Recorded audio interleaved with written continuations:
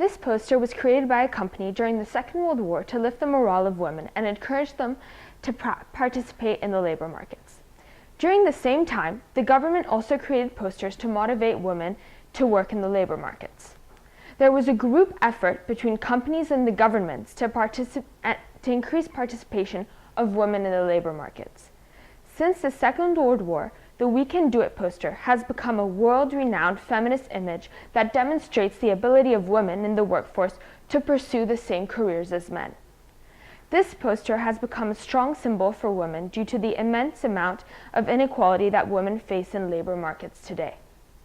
Although the equality of women in the labor markets has improved over the years, inequity remains a problem, especially in countries such as Saudi Arabia. My question: what is the role of the government and education in creating equality in the labor markets? The government can play an important role in creating equality in labor markets by providing education and promoting the use of women in labors. Equality in the labor markets diversifies a country's economy, making a country's economy stronger. Some countries encourage women in labor markets better than others.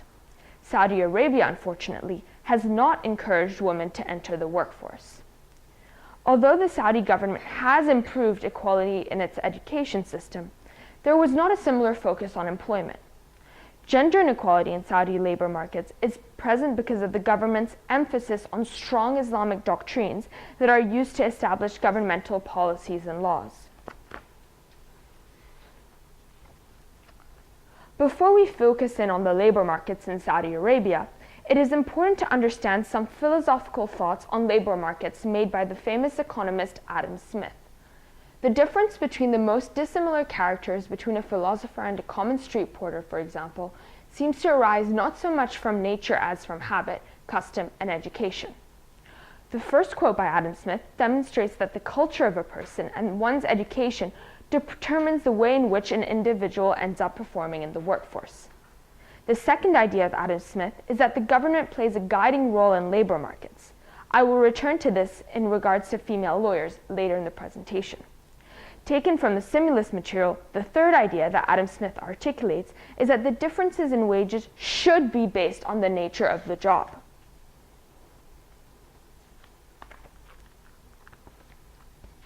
The country of Saudi Arabia is dominated by a very conservative form of Islam called Wahhabism, which preaches that every follower should be able to read the Quran. This requires education. Figure 1 shows that there are equal male and female graduates, showing equal access to education for both men and women. Here. Figure 2 shows that equality in literacy with a small difference between men and women 17 years ago. The government worked to make this difference virtually inexistent, and by 2015, both men and women had similar literacy rates. As you can see, male are 99.40% and female are 99.30%. According to the economist Adam Smith, education is a determining factor of success in the labor markets. Therefore, both Saudi men and women should have the same equal opportunities in the workforce.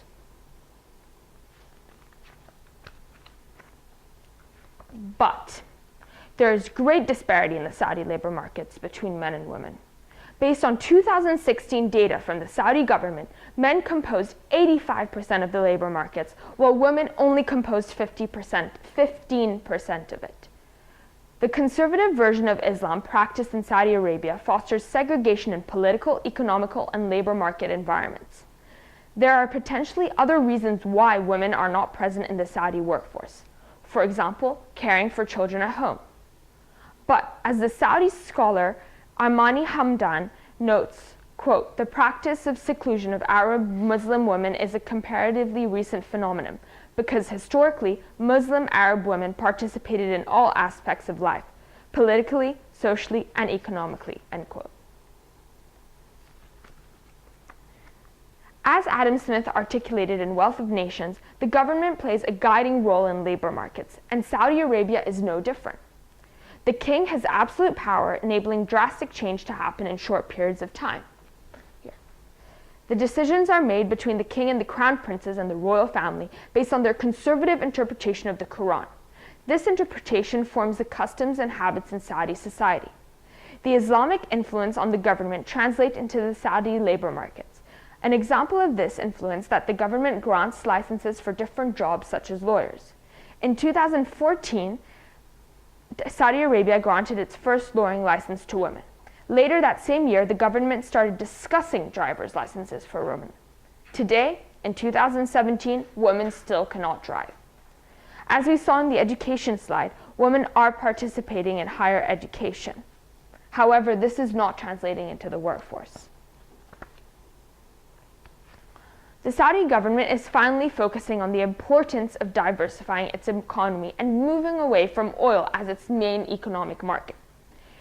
An economy that only focuses on one sector will never be as strong as an economy that has different resources. To have a strong economy, a country must diversify. Vision 2030 is an initiative that the government has set up to diversify its economy. One idea to diversify is through engaging more women in the labor markets. This expansion requires the government to grant more working licenses, such as law licenses, and reduce regulated policies, such as the prohibition on women driving, so that women can have access to jobs that involve driving. Additionally, the government is approving more industries for Saudi women to work in, such as the pharmaceutical industry, nursing, retail, and cosmetics. By encouraging women to work, the Saudi government will increase the overall economy of the nation, as those households will contribute to Saudi's economy.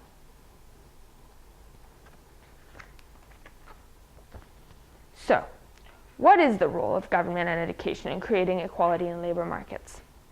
Although the government has successfully increased the number of highly educated women in Saudi Arabia, this improvement has not yet translated into the workforce. Just as the United States government encouraged women to work during the Second World War, the Saudi government should play an active role in encouraging women to participate in Saudi labor markets. The extreme gender disparity in Saudi labor markets will only significantly decrease if the government acts upon the current weaknesses in their labor markets. Thank you.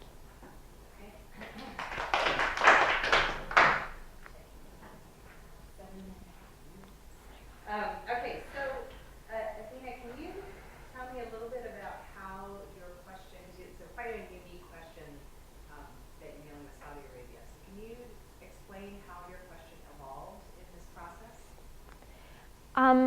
It firstly evolved because I had, initially my question focused too much on the culture and on the nature of Saudi Arabia rather than having a solid question where I could compare countries and governmental systems and education. And so it evolved to a more something that I could really measure and something that I could really constructively compare rather than just commenting on their culture, because that doesn't create for a very strong argument. And it's not likely to change very easily. No, exactly. Okay, and then through your research, it's very focused on what can change in Saudi Arabia. So what do you see in terms of implications or connections to other countries or other situations in the world? Well, as I was researching Vision 2030, I also saw that Hong Kong had a Vision 2030 and that many other countries have that as well. I think that it's a great initiative to have, and I think that the more countries that do it, the better, because every country can benefit from diversifying their economy, and I think that Saudi Arabia is going about it the right way by including women and expanding on women in the labor markets, as this is as they don't have the same opportunities as men, and this would be giving them more opportunity. Okay, great. All right, thank you.